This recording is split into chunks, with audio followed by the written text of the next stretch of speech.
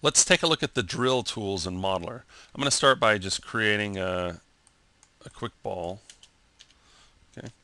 And in the background layer, I'm going to create a flat disk. Okay. Doesn't matter which way it's facing, so I'll just go ahead and flip it so we can see it here. Q for change surface, and I'll call this cutter, and give it a color just so different to what we have here, just so that we can see it. Okay, so the drill tools. Let's hop over to the Construct tab, and if I put the ball in the foreground and this flat disk in the background, solid drill and drill become active. Now, in reality, drill should become active and solid drill shouldn't, but we'll talk about that. So let's start off with drill. The way drill works, it's very simple. If you're familiar with a Boolean, then the drill will make a little more sense, and vice versa. So let's go ahead and start with drill. I do have, in order for drill and solid drill to work, we need to have an object in the foreground and an object in the background. I'm going to select drill, and we'll take a look. So we have the first option that we have to set is axis. This is extremely important if you're working with the drill tool. You need to tell it what axis to work with. The way drill works is it looks at the shape, and then depending on the axis that you choose, it's going to create an imaginary version of extruding this. So, and it'll extrude on forever. I think of it as like a laser beam. You fire a laser down a certain axis and it will keep going and keep going, keep going. Kind of like Real Genius. Remember that movie where they shot the laser and it went through the statue and all the way over to the pub where they got to get drunk? But that's another story. So I'm going to base it off of this. So if we if we wanted to extrude this disc, well, looking down the z-axis, well, we'd want to extrude down the z. So I'm going to choose z. So what it's going to do is it's going to look at the disk here and extrude all the way through. And if we had 30 spheres, it would go through all of those if they were all lined up.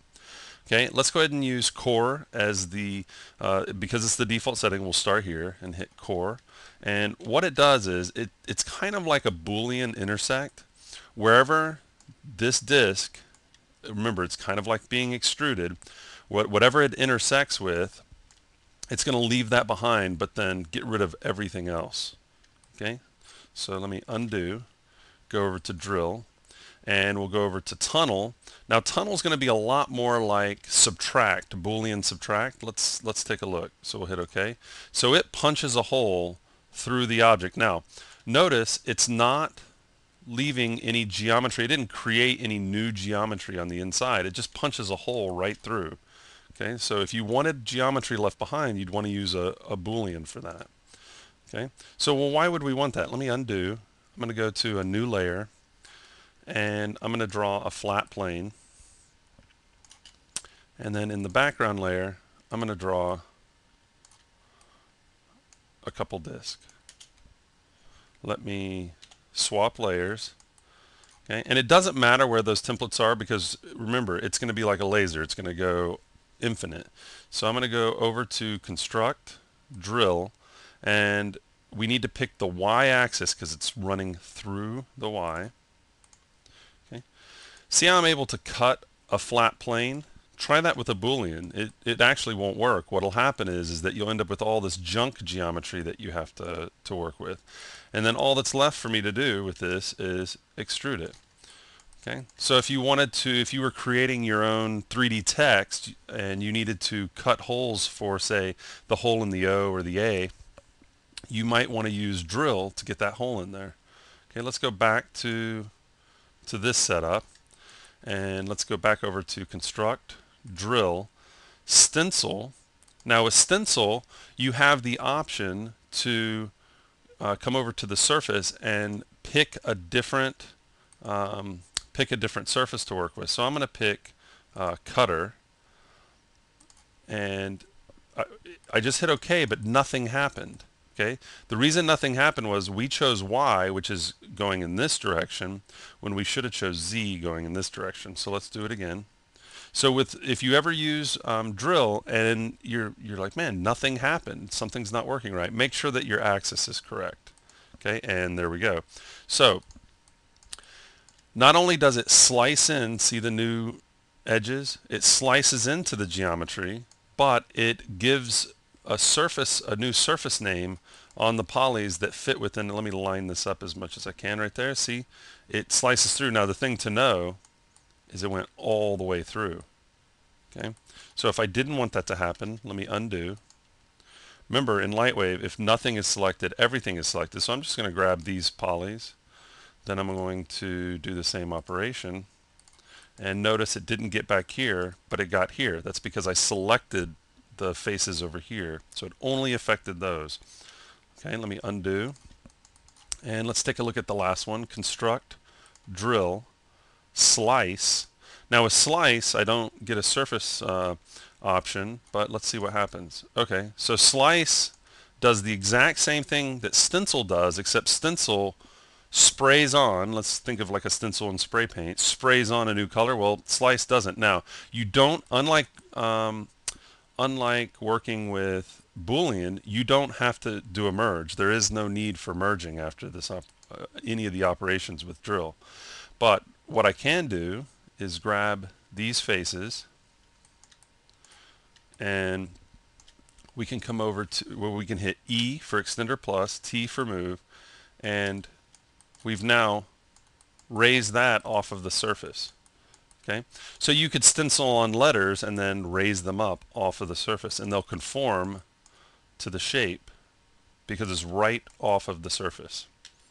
Okay, I'm just undoing. Okay, so that's a quick look at the drill tool. Remember that the difference between stencil and slice, they perform the same operation, but stencil adds the new surface name. Okay, so now what I'm going to do is extrude my cutter, excuse me, and put that in the background. And now I'm going to perform the same operations, but now I'm going to use solid drill. So construct, solid drill. Notice there is no X, Y, and Z. We're telling it where we want to cut based on where the intersection is taking place. So core. Notice there's not one back here because we weren't pushed in far enough to do it. So we get the exact same result, but we didn't have to select geometry to say just limit it here. We're limiting it by the thickness of our cutter. So I'll come back over to solid drill and do tunnel. Okay, again, pokes a hole right through there, but not in the back because we're not deep enough in order to do that. So I'll undo. We'll go over to solid drill. Stencil, remember we get to pick a surface with stencil, not with slice, but with stencil. So cutter, okay, and we've got it here, but we don't have it on the back. And let me undo. Come over to solid drill, slice, and we slice into the geometry, but we don't leave a new surface name behind. Okay, so that's a quick look at using we're using drill and solid drill. Both are drill tools. Remember that drill works on flat shapes as your cutter, and solid drill works on three-dimensional shapes with your cutter. And they both perform the same operations. And the only other thing, just as another reminder, is that if you use drill, make sure you pick the right axis or you're not going to get, well, you might not see anything happen, which is usually the case if you pick the wrong axis, or you might just get undesirable results. So pick the right axis with drill and make sure you have a three-dimensional object with solid drill and you'll be set.